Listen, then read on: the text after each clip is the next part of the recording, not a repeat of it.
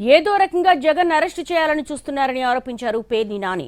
అందులో భాగంగానే ఎక్సైజ్ శాఖలో ఎండీగా పనిచేసినటువంటి వాసుదేవరెడ్డిని బెదిరించి తప్పుడు స్టేట్మెంట్ తీసుకున్నారని చెప్పారు. అమాయకుల పేర్లు చెప్పి జగన్ను ముద్దాయిగా చేయాలని చూస్తున్నారని ఆరోపించారు పేర్ని నాని. తప్పుడు వాంగ్మూలాలతో కౌరవ సభలో మాట్లాడినంత మాత్రాన జంకెదిరేదన్నారు.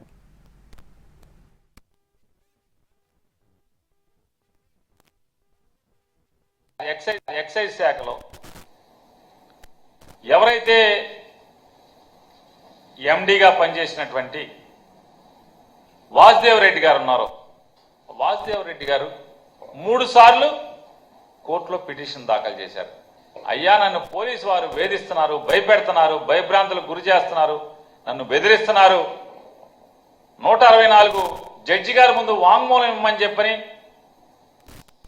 తప్పుడు వాంగ్మూలం ఇమ్మని చెప్పని బెదిరిస్తున్నారని చెప్పని వాసుదేవరెడ్డి గారు ఎవరైతే 2019-24 మధ్యలో బెవరేజెస్ కార్పొరేషన్ ఎండీగా చేశారో, ఆయన సాక్షాత్తు హైకోర్టు న్యాయమూర్తులకి విన్నవించుకుంటే ఇవాళ అతన్ని అదిరించి బెదిరించి లొంగ తీసుకుని 164 స్టేట్మెంట్లు ఇప్పించి మీకు కావాల్సినట్టుగా ఒక తప్పుడు కేసులో ఏదో రకంగా ఎవరో ఒకరిని అరెస్ట్ చేయాలి, వైఎస్ఆర్ కాంగ్రెస్ పార్టీ వాళ్ళని, ఏదో రకంగా జగన్మోహన్ రెడ్డి గారిని అరెస్ట్ చేయాలి.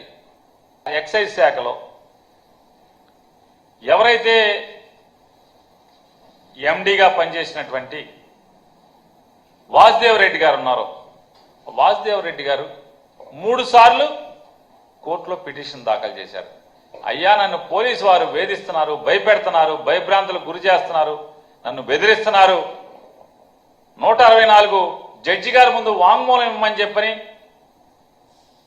తప్పుడు వాంగ్మూలం ఇమ్మని చెప్పని బెదిరిస్తున్నారని చెప్పని వాసుదేవరెడ్డి గారు ఎవరైతే 2019-24 మధ్యలో బెవరేజెస్ కార్పొరేషన్ ఎండీగా చేశారో, ఆయన సాక్షాత్తు హైకోర్టు న్యాయమూర్తులకి విన్నవించుకుంటే ఇవాళ అతన్ని అదిరించి బెదిరించి లొంగ తీసుకుని 164 స్టేట్మెంట్లు ఇప్పించి మీకు కావాల్సినట్టుగా ఒక తప్పుడు కేసులో